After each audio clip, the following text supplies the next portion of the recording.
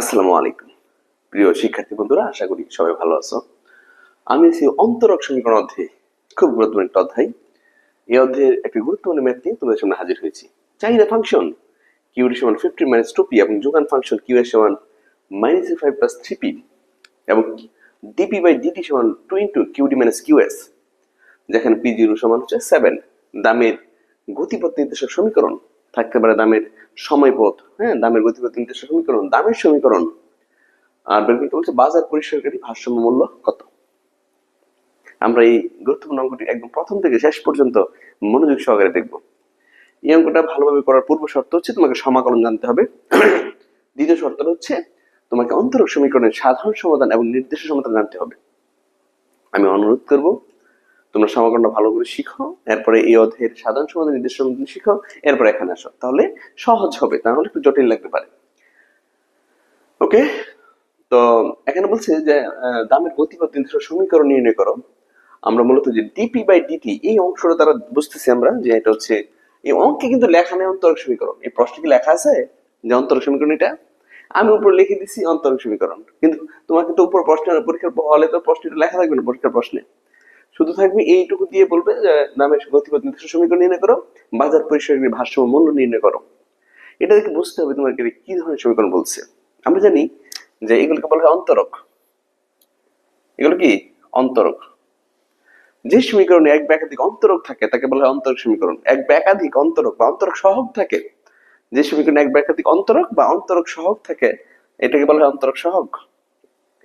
কি বলা হয়? অন্তরক সহগ। এরকম হরলব থাকলে অন্তরক সহগ, এরকম হচ্ছে অন্তরক। তার আমরা বলতে পারি যে সমীকরণে এক বা একাধিক অন্তরক, যে সমীকরণে এক বা একাধিক অন্তরক অথবা অন্তরক সহগ থাকে তাকে অন্তরক সমীকরণ বলে। তাহলে আমি বুঝতে পারতেছি এই অন্তরক সহগ দেখে যে প্রদত্ত অঙ্কটি, প্রদত্ত প্রশ্নটি আমাদের অন্তরক সমীকরণের সাহায্যে সমাধান করতে হবে। ওকে, তাহলে শুরু করি সমাধান।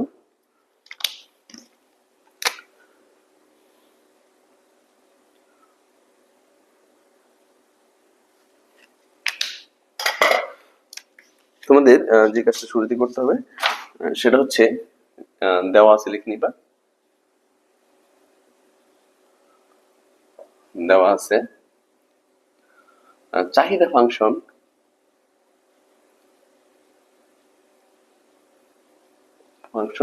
কিউডি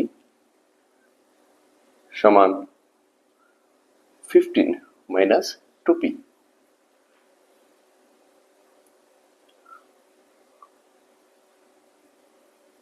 যোগান ফাংশন কিউএস -5 প্লাস 3p এবং DP by DT 2 into QD minus QS. এই হচ্ছে সমীকরণ। চাহিদা ফাংশন, যোগান ফাংশন, আর হচ্ছে অন্তরক সহগ প্রদত্ত একটা সমীকরণ রয়েছে। তো আমাদের শুরুতে যে কাজটা করতে হবে, তোমাকে অন্তরক সমীকরণটা বের করে নিতে হবে। আর অন্তরক সমীকরণ বের করে থাকি আমরা দুই উপায়। কোন মডেল থেকে, যেহেতু এটা বাজার মডেল, চাহিদা যোগান দেওয়া আছে, তুমি বুঝতে পারতেছো বাজার মডেল। আর বাজার মডেল হোক, জাতীয় মডেল হোক, অন্তরক সমীকরণ বের করে দুইটা উপায়। একটা হচ্ছে পার্সোনাল কন্ডিশন কিউডি সমান কিউএস, আর যদি অন্তরক সহগ দেওয়া থাকে, আলাদা করে অন্তরক সহগের সমীকরণ দেওয়া থাকে, তাহলে আমরা এই অন্তরক সহগে কিউডি আর কিউএস মান বসাই দিব। যদি অন্তরক 3 নম্বর সমীকরণ যদি না থাকতো, ধরো শুধু এই দুটো দেওয়া থাকতো কিউডি আর হচ্ছে কিউএস, যদি দুইটা সমীকরণ থাকতো কিউডি আর কিউএস, তাহলে দুইটা যে কোনো একটাতে ডিপি বাই ডিটি থাকতো। কিন্তু দুইটার সাথে আরো একটা সমীকরণ দিয়ে দিছে অন্তরক সহগের সমীকরণ। যদি এরকম সহগের সমীকরণ দেওয়া দেয় তাহলে অন্তরক সহগ সমীকরণে আমরা কিউডি আর কিউএস মান বসাই দিব। আর যদি ডিপি বাই ডিটি দুইটা কোনোটাই থাকে তাহলে আমরা ভারসাম্য কন্ডিশন অনুসারে অঙ্কটা করবো। তাহলে আমাদের এখন যেটা করতে হবে সেটা হচ্ছে কিউডি এবং কিউএস এর মান ডিপি বাই ডিটি সমীকরণে বসিয়ে পাই। কিউডি এবং কিউএস এর মান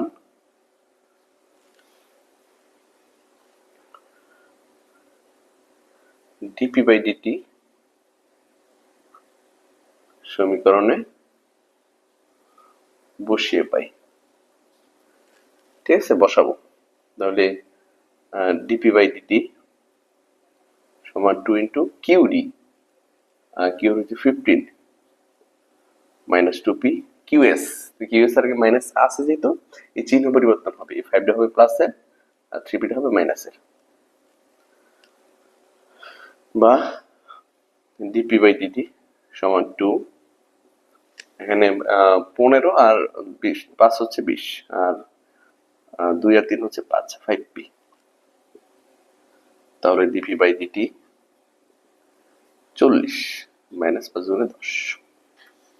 এখন অন্তরক সমীকরণে মূল সমীকরণটা যেরকম, যে dy/dx plus ky equal to c, অর্থাৎ এখানে অধীন চলক যেটা আছে এখানে ধ্রুবক সহ চলে আসবে আর একদম স্থির পদটা ডান পাশে চলে যাবে।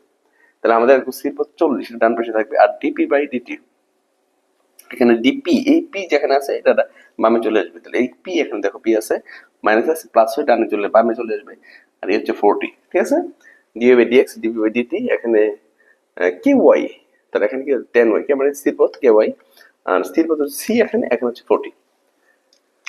এইটা হচ্ছে তোমার অন্তরক সমীকরণ। একটা কথা বলে রাখি, কখনো অন্তরক সমীকরণে dp/dt এর সাথে যদি কোনো পাওয়ার, dp/dt এর সাথে কোনো সহগ থাকে, কোন ধ্রুবক যদি থাকে গুণাকারে, কোন পরামিতি যদি থাকে গুণাকারে, কার সাথে? dp/dt এর সাথে।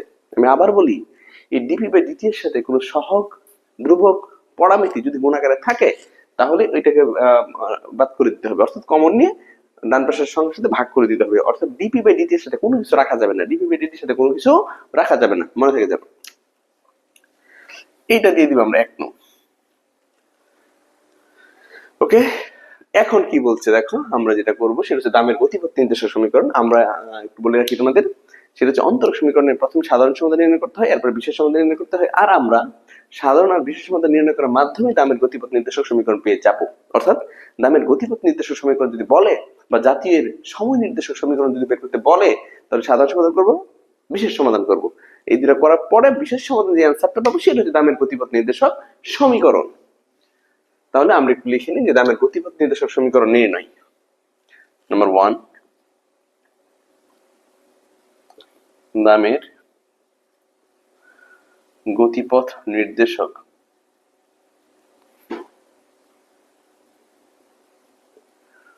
সমীকরণ নির্ণয়। দামের গতিপথ নির্দেশক সমীকরণ নির্ণয়। ওকে, এটা বের করতে গেলে আমাদের যেটা করতে হবে, প্রথমে তোমাকে একটু দেখে নিতে হবে যে আমরা যে 1 নং অন্তরক সমীকরণটা পাইছি এটা কি সমজাতীয় না অসমজাতীয়। মনে রাখবা অন্তরক সমীকরণ হচ্ছে 2 প্রকার।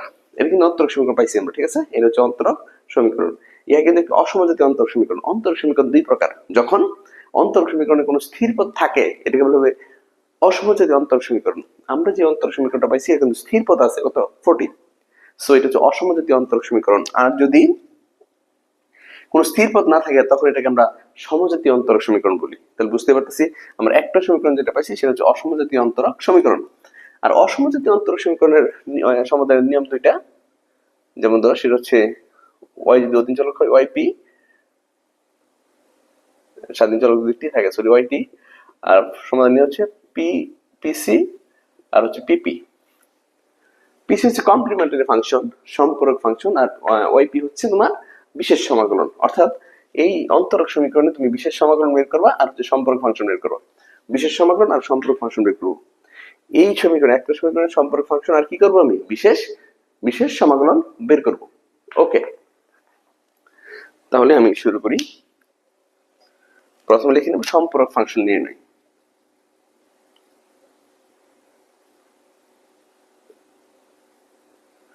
ফাংশন পিসি, যেহেতু এখানে অধীন চলক পি, সম্পর্ক ফাংশন পিসি কমপ্লিমেন্টারি বুঝি আমরা সি দ্বারা, সম্পর্ক ফাংশন পিসি নির্ণয়। ব্যাস, এখন পিসি নির্ণয় করবো কিভাবে? আমরা যে একটা সমীকরণটা পাইছি, একটা সমীকরণকে প্রথমে সমজাতীয় অন্তরক সমীকরণে রূপ দিতে হবে। দেখব প্রাপ্ত একটা সমীকরণকে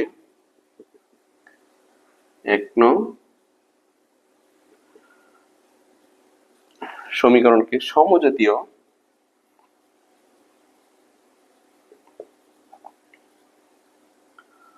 অন্তরক সমীকরণে রূপ দিই।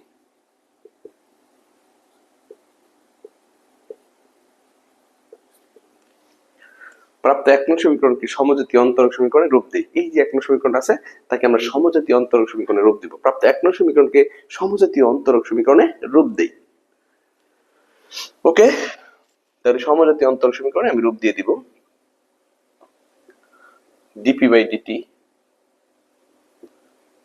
10p সমান 0, ডিপি বাই ডিটি 10p সমান 0, বা ডিপি বাই ডিটি 10p প্লাসের আছে বা ডান পাশে গেলে সেটা মাইনাস হবে, প্লাসের আছে ডান পাশে গেলে সেটা কি হবে, মাইনাস হবে।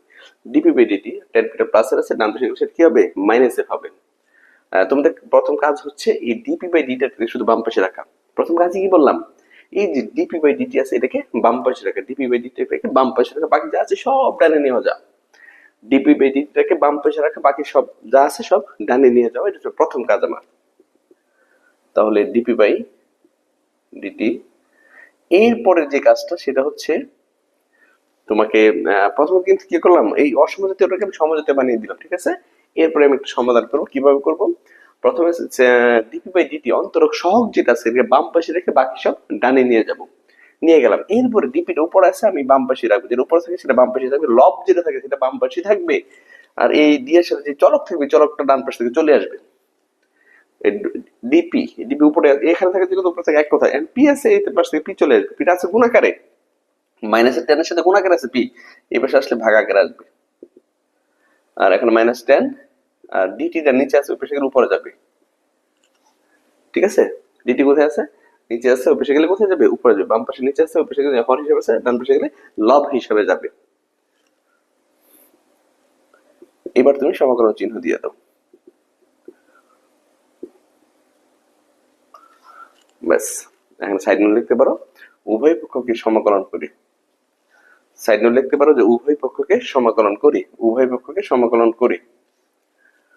1 বাই পি ডিপি সমান -10 ডিটি, আর এখানকে লিখতে পারি কি উভয় পক্ষকে সমাকলন করি। তাহলে 1 বাই পি এর সমাকলন হচ্ছে লগ পি, 1 বাই পি এর সমাকলন লগ পি। আমরা জানি সমাকলন নিয়ম অনুসারে আমরা x এর সমাকলন লগ x, 1 বাই x এর সমাকলন log x, so 1 by P এর সমাকলন লগ পি।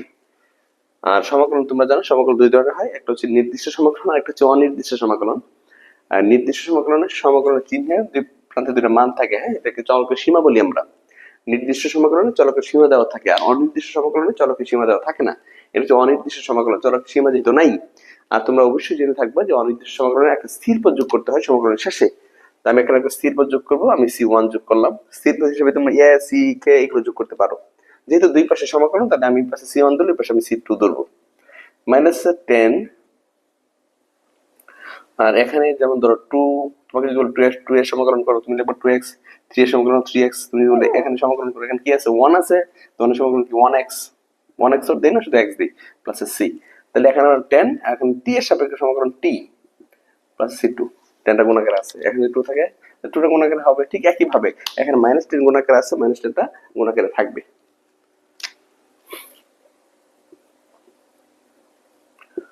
log p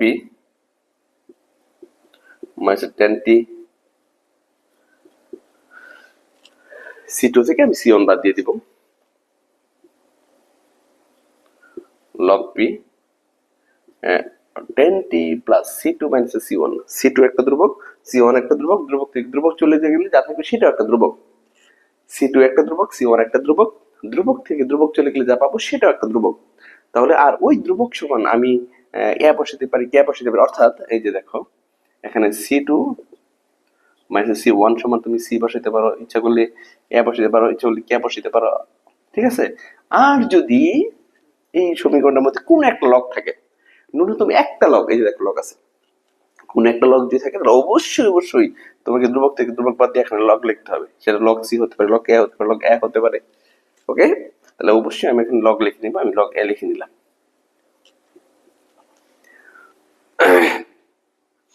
এবার দেখো লগ এ, লগ এটা তুমি বাম পাশে নিয়ে আসো, লগ এ আর ডান পাশে এটা আছে 10t, ঠিক আছে।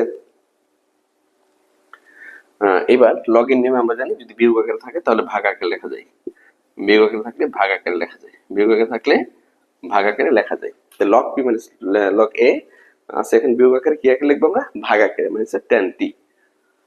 যেহেতু এক পাশে লগ যদি দুই পাশে লগ থাকে তাহলে আমরা অ্যান্টি লগ নিয়ে বাদ করি, আর এক পাশে লগ থাকলে আমরা উভয় পাশে সূচক নিয়ে থাকি অথবা সূচকীকরণ করে থাকি। এখানে সাইডে লিখতে পারো যে উভয় পাশে সূচক নিয়ে। তো উভয় পাশে সূচক নিলে লগের সূচক বেনিশ হয়ে যাবে, আর এখানে পি বাই এ থাকে আর e to the power minus ten t. এটা একটা প্রক্রিয়া আছে যে বেনিশে, তুমি যদি এটা মনে রাখো যে দুই পাশে লগ থাকবে অ্যান্টি লগ আর এক পাশে লগ থাকলে সূচক। এই পাশে সূচকের লগে বেনিশ হয়ে গেছে, আর যেটা হচ্ছে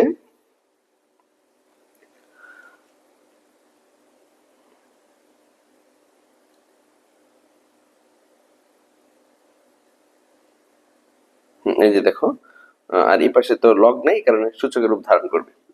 তাহলে আমি এখানে লিখতে পারি পি সমান এ ইন্টু মাইনাস টেন টি। ঠিক আছে, এখানে এ ইন্টু এটা গুণ ভাগাকারে ছোট শিখলে গুণাকারে যাবে ইন্টু মাইনাস টেন টি। এখানে যদি চাও তুমি যদি লিখে নিতে পারো যে উভয় পাশে সূচক নিয়ে, হ্যাঁ সূচক নিয়ে, তাহলে আমরা এই যে কি পেলাম পি সমান A into e to the power minus ten t পাইছি। এটা কিন্তু হচ্ছে তোমার সম্পূরক ফাংশন। যা পাইছি সেটা কি সম্পূরক ফাংশন, তুমি ইচ্ছা করে এখানে লিখে নিতে পারো যে অতএব সম্পূরক ফাংশন সম্পূরক ফাংশন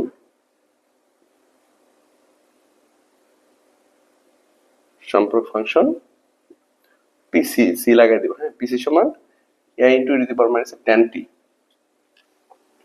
সম্পূরক ফাংশন পিসি সমান A into e to the power minus ten t, মনে রাখবা সম্পূরক ফাংশন পিসি সমান A into e to the power minus ten t. Okay, আমি সম্পূরক ফাংশন কমপ্লিট করলাম। এরপরে যাব আমরা বিশেষ সমাকলনে। কারণ হচ্ছে সাধারণ সমাধান বের করতে গেলে সম্পূরক ফাংশন লাগে আর বিশেষ সমাকলন লাগে। তো তুমি অসমজাতীয় অপেক্ষক থাকলে, অসমজাতীয় অন্তরক অপেক্ষক থাকলেই, অসমজাতীয় অন্তরক সমীকরণ থাকলেই প্রথমে সম্পূরক ফাংশন, এরপর হচ্ছে বিশেষ সমাকলন। তো আমি এবার লিখব বিশেষ সমাকলন নির্ণয়।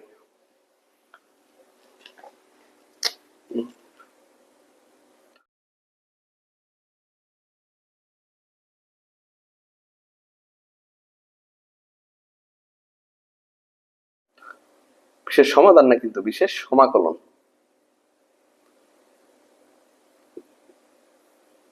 বিশেষ সমাকলন, বিশেষ সমাকলন হচ্ছে পিপি। পি হচ্ছে চলক আর বিশেষের জন্য আরেকটা পি পার্টিকুলার। বিশেষ সমাকলন পিপি নির্ণয়। এবার দেখো বিশেষ সমাকলন নির্ণয়ের উপায়টা হচ্ছে তোমার যে কাজটা করতে হবে সেটা হচ্ছে বিশেষ সমাকলনে তোমাদের যে কাজটা করতে হবে, আমাকে একটা চলক সময় অধীন চলক সময় ধ্রুবক করতে হবে। ধরি পি একটি ধ্রুবক, ধরি পি একটি ধ্রুবক, তাহলে ধরি পি একটি ধ্রুবক, তাহলে ডিপি বাই টি আছে ডিপি বাই টি সমান 0 হয়।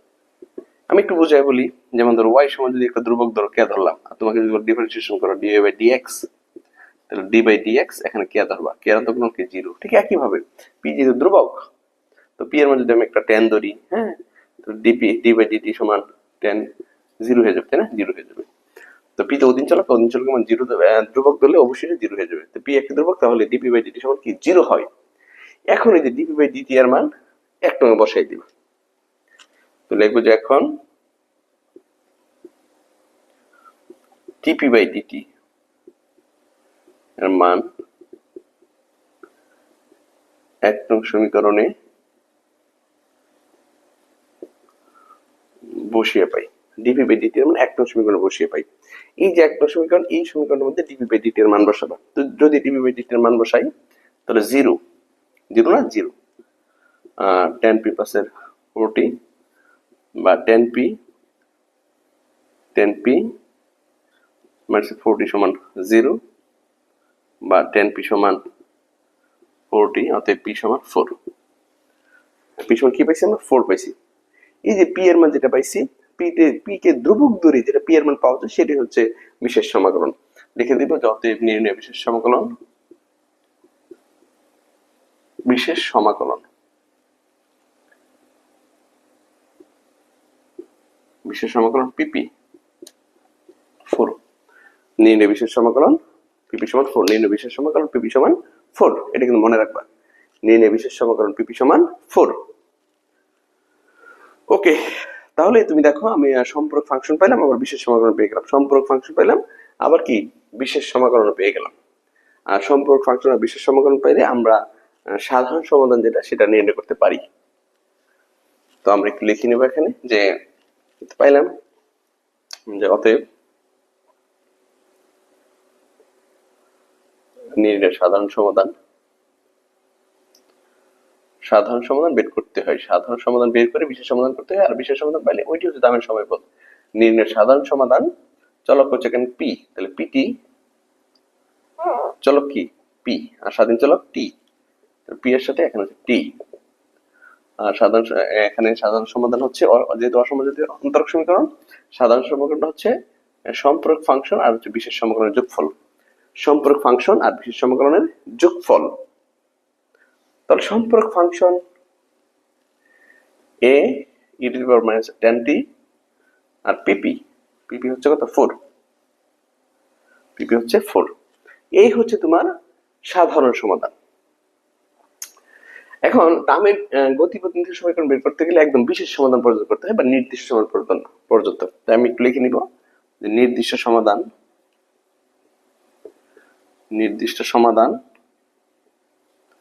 বা বিশেষ সমাধান নির্ণয়,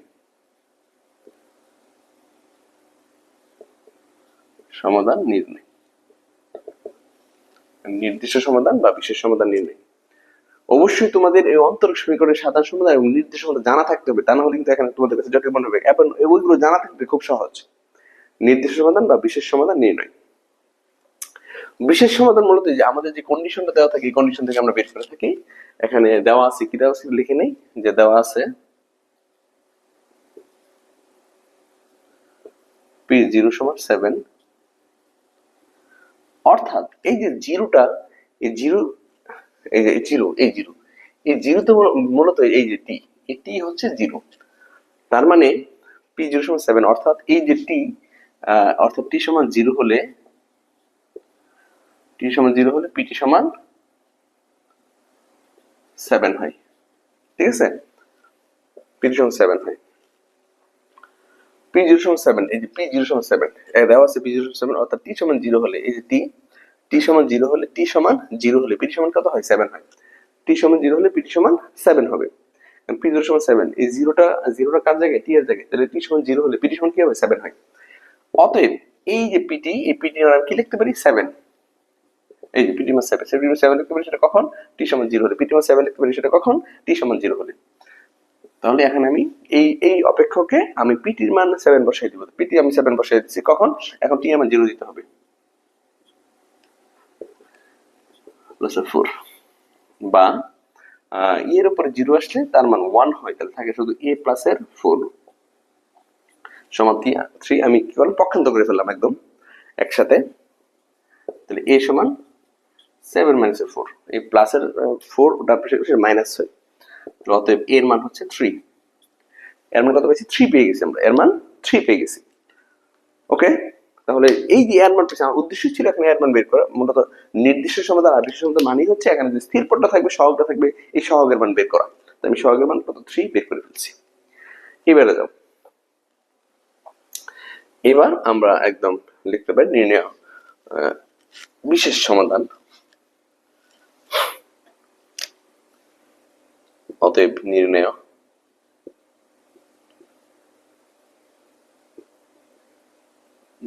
বিশেষ সমাধান পিটি সমান, এই যে এই এর মানটা এখানে বসাই দিব, তাহলে কত বসবে 3 টু দি পাওয়ার মাইনাস এর 10t প্লাস 4। এই হচ্ছে বিশেষ সমাধান। যেটা বিশেষ সমাধান পাই আমরা, ওইটি হচ্ছে দামের গতিপথ নির্দেশক সমীকরণ, অথবা যদি এখন জাতীয় থাকতো আমি বলতাম জাতীয় নির্দেশক সমীকরণ। তাহলে লিখে দিতে পারি যে অতএব দামের গতিপথ বা দাম সমীকরণ, এক কথায় কিন্তু এগুলো, দামের গতিপথ নির্দেশক সমীকরণ, অতএব দামের গতিপথ নির্দেশক সমীকরণ তুমি যেটা পাইছো সেটাই দামের গতিপথ নির্দেশক সমীকরণ পিটি সমান 3 e two the power minus 10t plus 4। এই হচ্ছে দামের গতিপথ নির্দেশক সমীকরণ, দামের গতিপথ নির্দেশক সমীকরণ। ওকে, তাহলে আমি দামের গতিপথ নির্দেশক সমীকরণটা পেয়ে গেলাম। এরপরে আমরা যাব এক কমপ্লিট হয়ে গেছে, ঠিক আছে। দামের গতিপথ সমীকরণ বের করে নেব। কি করলাম, প্রথমে আমরা একটা অন্তরক সমীকরণ বের করে নেব। যদি শুধু কিউ ডি আর কিউএস থাকে তাহলে ভারসাম্য কন্ডিশন চলে যাবে, কিউ ডি সমান কিউএস দিয়ে আমি অন্তরক সমীকরণ বের করব। আর যদি এরকম অন্তরক সহগ সমীকরণ দেওয়া থাকে তাহলে এই দুটো মান অন্তরক সমীকরণ সহগে বসিয়ে দিব। এরপর যে সমীকরণটা পাবো এটা থেকে একবার সাধারণ সমাধান করবো, আবার নির্দিষ্ট সমাধান করবা, সাধারণ সমাধান করবা, নির্দিষ্ট সমাধান করবা। সাধারণ সমাধানের জন্য তোমাকে সম্পর্ক ফাংশন বের করতে হবে, বিশেষ সমাধান বের করতে হবে, দুটো যোগ করে সাধারণ সমাধান পেয়ে যাবা। এরপরে কন্ডিশন থেকে তুমি বিশেষ সমাধান বের করবা, যা বিশেষ সমাধান পাইবা সেটা হচ্ছে দামের গতিপথ নির্দেশক সমীকরণ। এরপরে যাবো আমরা 2 বাজার পরিষ্কারকারী ভারসাম্য নির্ণয়। আমরা এখানে একটু লিখে নিব যে বাজার পরিষ্কারকারী ভারসাম্য নির্ণয়। বাজার পরিষ্কারকারী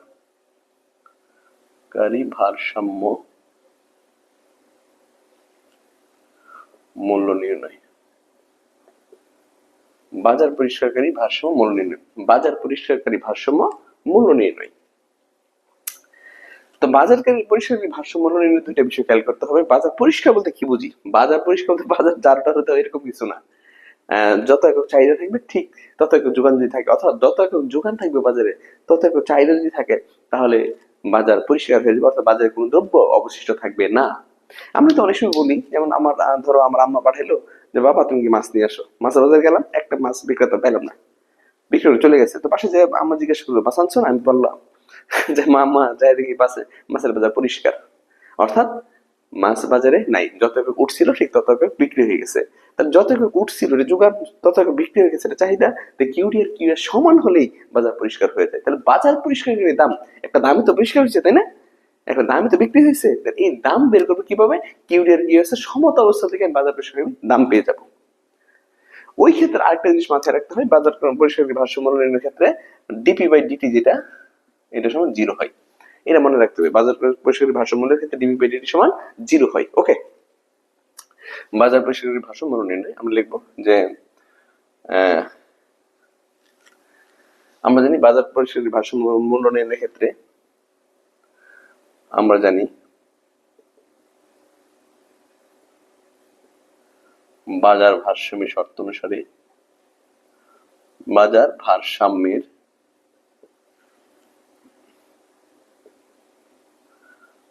আমরা জানি বাজার ভারসাম্যের শর্ত অনুসারে আমরা জানি বাজার ভারসাম্যের শর্ত অনুসারে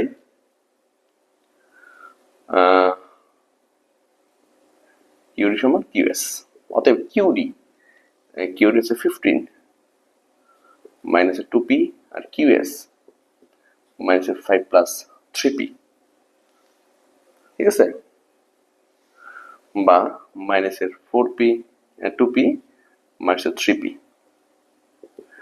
মাইনাসের 5 মাইনাসের 15, তাহলে মাইনাসের 5p মাইনাসের 20 বা p সমান মাইনাসের 20 মাইনাসের 5 বা p সমান যদি আমি কেটে দিই তাহলে 4 থাকে। অতএব বাজার পরিষ্কারকারী ভারসাম্য মূল্য, অতএব বাজার পরিষ্কারকারী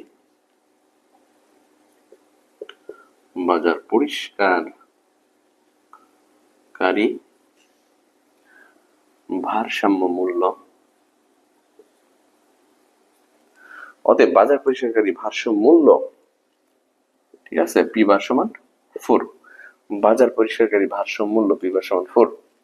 অতএব বাজার পরিষ্কারকারী ভারসাম্য মূল্য পি বার সমান কত? 4। পি বার সমান 4। এই হচ্ছে বাজার পরিষ্কারকারী ভারসাম্য মূল্য। বাজার পরিষ্কারকারী ভারসাম্য মূল্য পি বার সমান হচ্ছে 4। ওকে, তাহলে বাজার পরিষ্কারকারী ভারসাম্য মূল্য আমরা কিউডি সমান কিউএস দিয়ে করে নিব। যদি এই সমীকরণে কিউডি চলে আসে, QD by DP by DT চলে আসতো, ধরো কিউডি অথবা কিউএস এর কোন একটা সমীকরণে কিউডি ডিপি বাই ডিটি দেওয়া আছে, তাহলে এটা টাকা থাকতো। তুমি থাকলে ওই অবস্থায় তুমি কি লিখে দিতে? আমার 0 লিখে দিতে, সাইড লিখে দিবা, যেহেতু ডিপি বাই ডিটি সমান বা 0, ব্যাস। তাহলে আমি বাজার পরিষ্কারকারী ভারসাম্য মূল্য পেয়েছি 4 টাকা। ওকে, আশা করি সবাই অঙ্কটা খুব ভালো করে বুঝতে পারছো। আমার ক্লাস যদি ভালো লাগে তুমি তোমাদের বন্ধু বান্ধব সবাইকে আমার অনলাইন ক্লাসের বিষয়ে শেয়ার করো। ভালো থাকো, সুস্থ থাকো। আসসালামু আলাইকুম।